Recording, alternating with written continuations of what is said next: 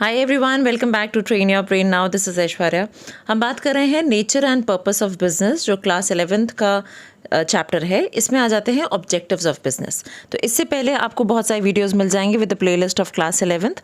You can find videos relating to what is business, features of business, business employment and profession के बीच में difference, as well as auxiliaries to trade industries. तो वो सारे आपको वहाँ पे मिल सकते हैं। ऑल्सो मैंने यहाँ पे आपके लिए ऐड कर दिए हैं card so that you can identify and access those videos.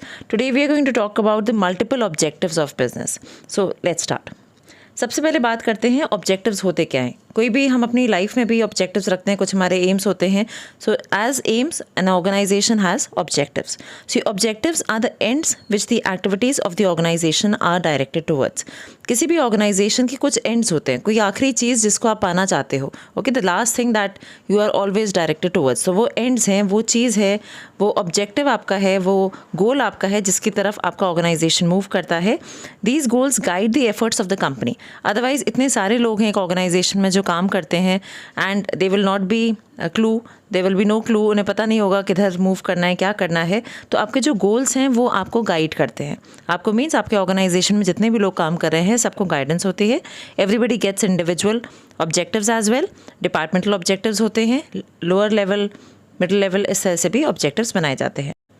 आगे देखते हैं, a business has multiple objectives. Multiple का मतलब है बहुत सारे ऑब्जेक्टिव्स होते हैं। तो बेसिक तो यही हो गया, प्रोडक्ट को बनाना, प्रोडक्ट को अच्छी क्वालिटी में बनाना, लोगों के लिए वर्क करना, सारे टैक्सेस टाइमली पे करना। So there number of objectives but the main objective is earning profit. हमारा मेन कंसर्न यही होता है कि हम अपने ऑर्गेनाइजेशन में हम प्रॉफिट को कमा सकें। आगे देखते हैं स्मार्ट गोल्स और ऑब्जेक्टिव्स। तो जो मैं अभी आपको बता ही रही थी, गोल्स क्या होते हैं। गोल्स को और क्लैरिटी के साथ समझने के लिए हम गोल से पहले एक और वर्ड लगा सकते हैं, दैट इज़ स्मार्ट गोल्स।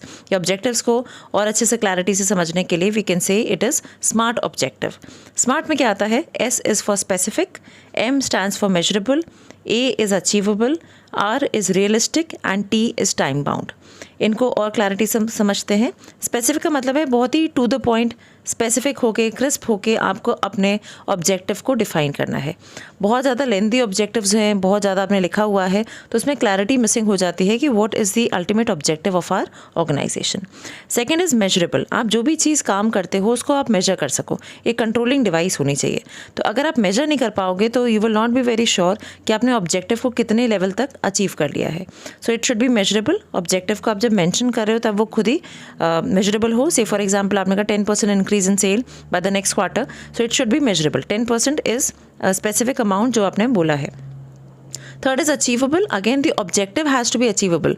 बहुत अनरियलिस्टिक है, बहुत ओवर स्टेटेड है, so that will be wrong. आपके ऑर्गेनाइजेशन के हिसाब से, आप एक न्यू ऑर्गेनाइजेशन है या आप इस तरह का ऑर्गेनाइजेशन है आपका जो कि बहुत रिस्की बिजनेस में है, so you have to accordingly analyse कि बिजनेस किस तरह का है एंड अकॉर्डिंगली आपको गोल सेट करना है। Next we say that the goal has to be realistic. So achievable is कि इतना अमाउंट आपको रखना है कि वो अचीव हो सके। Realistic, it is real, it is executable, वो आपको ज़रूर देखना है। लास्ट आता है टाइम बाउंड। आप जो भी गोल बना रहे हो उसको एक स्पेसिफिक टाइम के अंदर ही कंप्लीट भी करना है। अगर कोई कंपनी है वो अपने सेल्स टारगेट को इंक्रीज़ कर रही है या ब्रांचेस को बढ़ाना चाह रही है तो वो उसका एक टाइम होता है कि बिफोर दिवाली और बिफोर न्यू ईयर आप इस काम को करने वाले हैं। तो आपको एक टाइम बाउंड ऑब्जेक्टिव को भी रखना है। तो ऑब्जेक्टिव मल्टीपल होते हैं, उसको आप स्मार्ट के तौर पर भी डिफाइन कर सकते हो, which is specific, measurable, achievable, realistic and time bound. Moreover हमने ये भी बोला ऑब्जेक्टिव्स एंड्स होते हैं और गाइड करते हैं एक ऑर्गेनाइजेशन के एफर्ट्स को। आगे देखते हैं the types of objectives. We have 3 types, economic, personal और ह्यूमन एंड सोशल। इकोनॉमिक जैसे आपको पता है मनी रिलेटेड होते हैं, so it is definitely related to money और इसमें मेन हमारा प्रॉफिट ही आता है। पर्सनल ऑब्जेक्टिव, ह्यूमन ऑब्जेक्टिव, आपके ऑर्गेनाइजेशन में इतने सारे लोग काम कर रहे हैं, so definitely we have to do something for them as well. तो आपके वर्कर्स होते हैं, एम्प्लॉयज़ होते हैं, we have different levels, 3 levels होते हैं जब हम पर्सनल ऑब्जेक्टिव की बात करते हैं। तो ऑर्गेनाइजेशन में जितने भी आपके यहाँ लोग काम कर रहे हैं उन सब के लिए आपको कुछ ना कुछ करना है। आप उन्हें सैलरी दे रहे हैं but just salary is not enough, आपको उसके साथ और भी बेनिफिट्स उन्हें प्रोवाइड करने हैं, उन पे बात करेंगे। And most importantly the social objectives. आज की डेट में आप देखो तो सोशल ऑब्जेक्टिव्स बहुत हद तक एक ऑर्गेनाइजेशन को दूसरे ऑर्गेनाइजेशन से डिफर करती है। एंड सोशल ऑब्जेक्टिव्स एक ऑर्गेनाइजेशन कितना फॉलो कर रहा है, and that is also one of the major reason जिसकी वजह से लोग अपनी सेल्स को, अपने बाइंग पैटर्न को डिफर करते हैं। सो has to take care of all the 3, economic, personal and social। अब डिटेल में बात करते हैं तीनों की ही, आप इसमें देख सकते हो। मैं आपको यहाँ पे बता देती हूँ। सबसे पहला है सर्वाइवल। जब हम इकोनॉमिक ऑब्जेक्टिव्स की बात करते हैं तो बेसिक वन इज सर्वाइवल, और उसमें देखिए लिखा भी हुआ है basic purpose. Basic purpose of any organisation is to survive. आपको सबसे पहले जो भी आप बिजनेस स्टार्ट करते हैं आपको इसमें सर्वाइव करना है। सर्वाइव को कैसे डिफाइन करेंगे? That is to cover the cost. आपने जितना भी इन्वेस्टमेंट किया, जो कैपिटल लगाई, जो भी पैसा इन्वेस्ट किया है, उतना पैसा जब आपको रिकवर हो जाता है, that is known as covering the cost और सर्वाइवल। और हम इसे ये भी कह सकते हैं that is a BEP point. That means आपने जितना अपना कॉस्ट लगाई थी वो आपको जब रिकवर हो जाती है। द सेकेंड स्टेज, उसमें लोअर में आप देख सकते हैं, दैट इज प्रॉफिट। प्रॉफिट क्या है? जो भी मनी आपको अर्न हो रहा है over and above your cost. तो जितना आपने पैसा लगाया उसके बाद भी अगर आपको कुछ अर्निंग्स हो रही हैं, उससे ऊपर कुछ अमाउंट अर्न हो रहा है, that is your profit, which is the most important. मैंने यहाँ पे सारे कीवर्ड्स आपके लिए मार्क करे हुए हैं। Most important and it is above the cost. More over it is the reward for risk of a businessman. एक बिजनेसमैन बहुत ज़्यादा रिस्क लेता है, उसी रिस्क को कवर करने के लिए जो अमाउंट आपको मिलता है, that is your profit. The third one is the growth. तो ये तीनों स्टेजेस में होती हैं। सबसे पहले सर्वाइवल होगा, फिर प्रॉफिट होगा और फिर ग्रोथ होगा।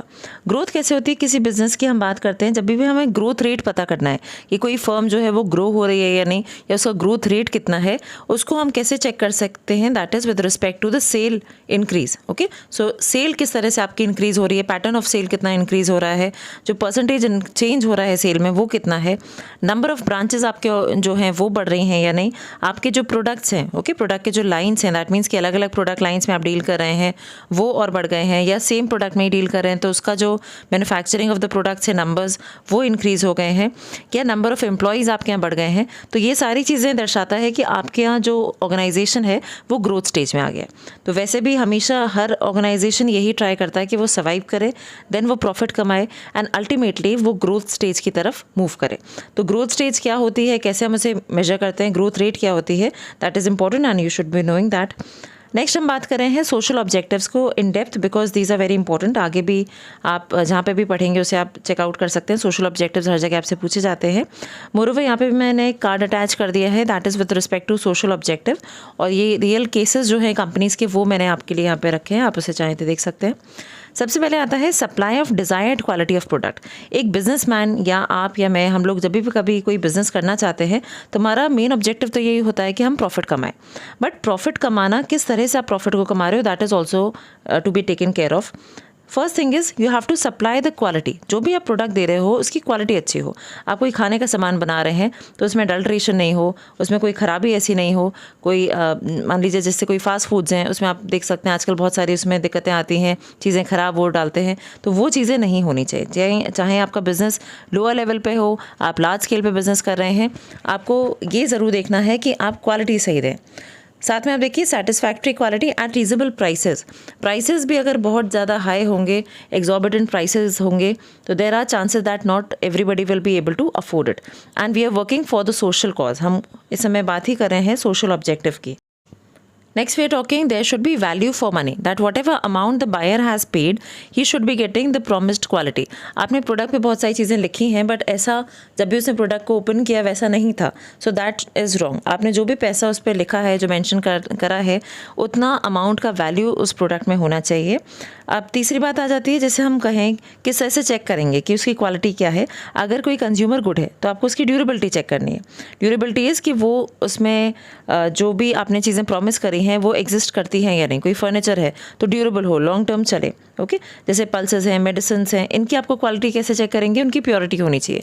उस मेडिसिन में कोई साइड इफेक्ट नहीं हो, कुछ ऐसी कंपोनेंट नहीं हो जो कि बॉडी को हार्म कर रहा हो। So businessman should supply products with right quality at the right place. Second one we are talking about is avoidance of unfair trade practice. Now what is unfair trade practice? इस पर भी मैं आगे भी बात करूँगी. That is UTP.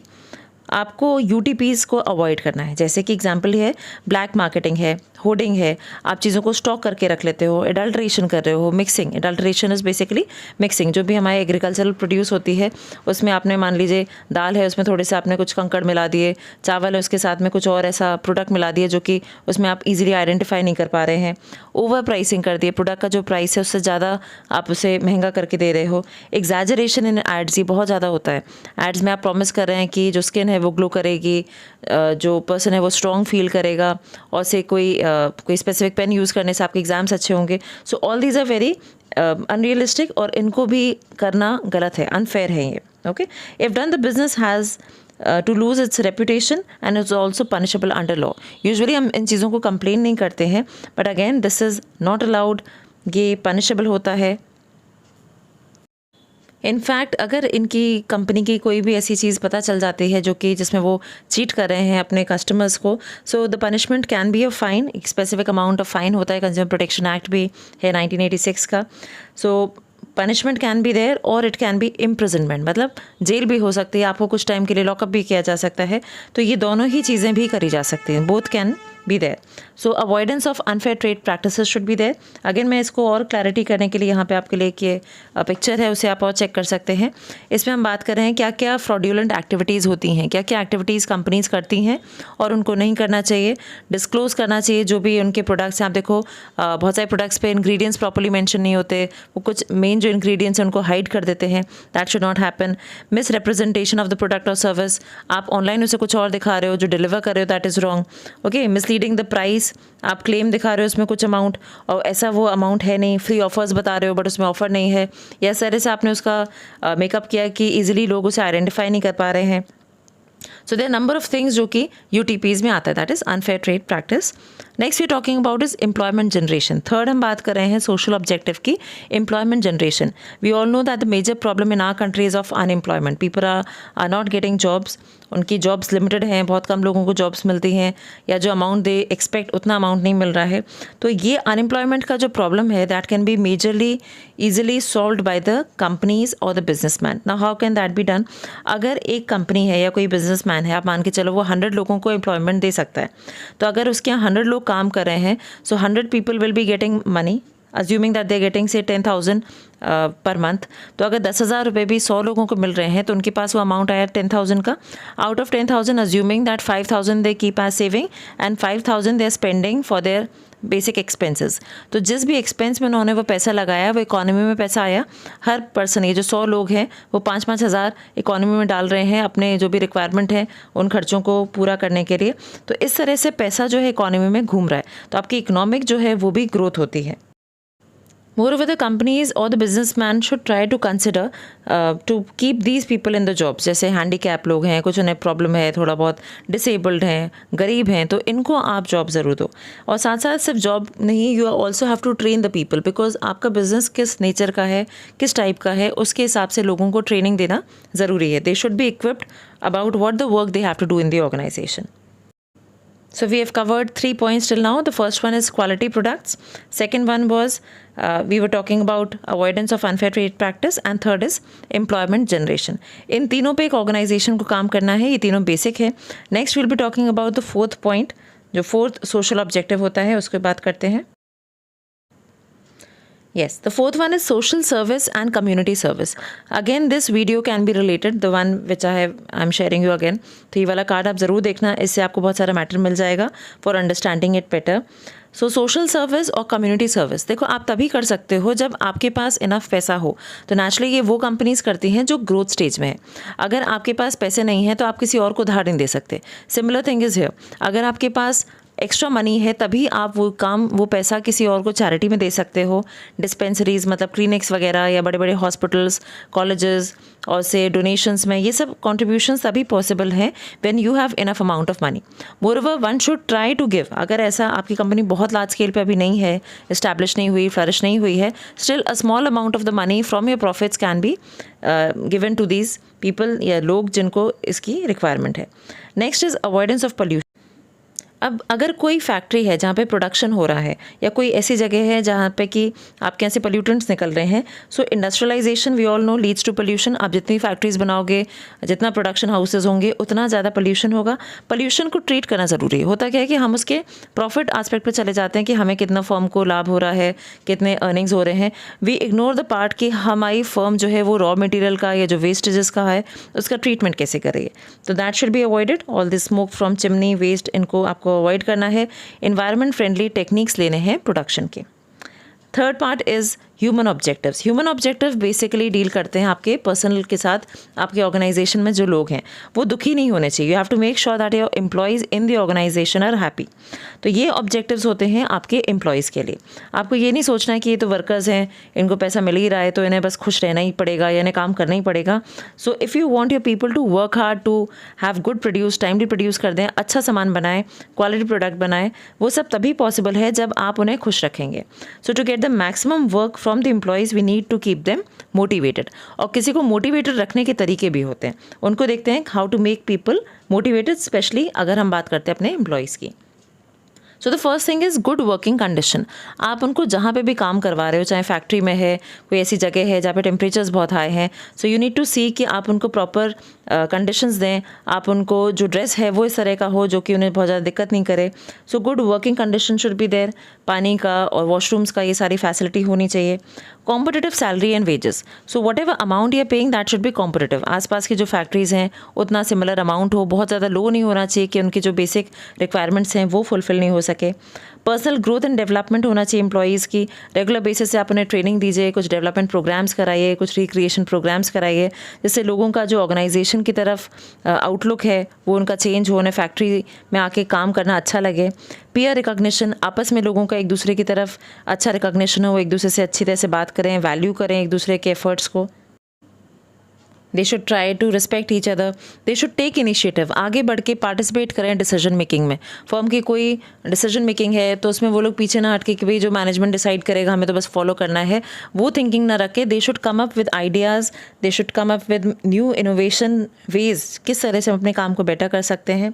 Also the firm should provide special benefits, housing provide कर सकते हैं, मेडिकल फैसिलिटी दे सकते हैं, उनके बच्चों के लिए फ्री एजुकेशन हो सकते हैं, छोटे बच्चे हैं तो उनके लिए क्रचेस प्रोवाइड कर सकते हैं। तो बहुत सारे तरीके हैं जिससे आप इंडिविजुअल ऑब्जेक्टिव को फुलफिल कर सकते हैं। चलिए केस स्टडी को देखते हैं। I will just read the case study for you first. For PNG producers of Vicks, purpose, values and principles are the foundation for PNG unique culture. Throughout its history of over 170 years, business has grown and changed while these elements have endured and will continue to be passed down to generations of PNG people to come. Company's purpose unifies personnel in a common cause and growth strategy of improving more consumers' lives in small but meaningful ways each day. It inspires PNG people to make a positive contribution every day. PNG brands and PNG people are the foundation of PNG success. Procter & Gamble people bring the values to life as company focus on improving the lives of the world's consumers. PNG always try to do the right things with the aim of earning the gains coupled with enhanced in goodwill and customer satisfaction. On the basis of the given information about Procter & Gamble Limited, answer the following questions. So we have to identify the main objectives. Main objectives अभी जो हमने पढ़े थे वो 3 थे, social, economic and human. Also quote the lines from the identified objective. तो मैंने एक काफ़ी एक्सटेंसिव वाला ये केस स्टडी ले ली है सो दैट आप इजीली समझ जाएं किस तरह से केसेस आते हैं, किस तरह से आपको सॉल्व करना है। तो तीनों ही ऑब्जेक्टिव्स को हम अब इसको केसेस के हिसाब से एनालाइज करेंगे। थोड़ा सा एक बार केस को आप दोबारा से समझो। एक कंपनी है जो विक्स ही बनाती है, इसके अलावा और भी बहुत सारे प्रोडक्ट्स हैं पीएनजी के, आप चेकआउट कर सकते हैं। उसने बोला कि 170 ईयर्स से हिस्ट्री से देखा जाए तो ये बिज़नेस ग्रो कर रहा है, बढ़ रहा है और नए नए एलिमेंट्स, नए नए चेंजेस लेके आ रहा है। The companies purpose unifies personnel in a common cause and growth strategy. उनकी कोशिश ये रहती है ज़्यादा से ज़्यादा कंज्यूमर्स को पता चले और उनके बिज़नेस को आगे बढ़े। ओके, मोरओवर उसने लिखा कि उनकी कोशिश ये रहती है कि उनके ब्रांड्स और उनके लोग हमेशा खुश रहें, वो वैल्यू ऐड करें कंपनी की और लाइफ जो है कंज्यूमर्स की वर्ल्ड वाइड, क्योंकि ये कंपनी जो है वो एमएनसी है, मल्टीनेशनल कंपनी है, तो उनकी कोशिश रहती है उनकी गुडविल और कस्टमर सेटिस्फैक्शन भी बढ़ता रहे एंड गेन्स भी बढ़ते रहें। तो इस पूरे केस से अब हमें आइडेंटिफाई करने हैं main objectives and we have to quote the lines. तो जो भी लाइन्स आप कोट करते हो उसको आपको आइडेंटिफाई करना है एंड की फ्रेज जिससे आप आइडेंटिफाई कर रहे हो उस केस को, that also you should know.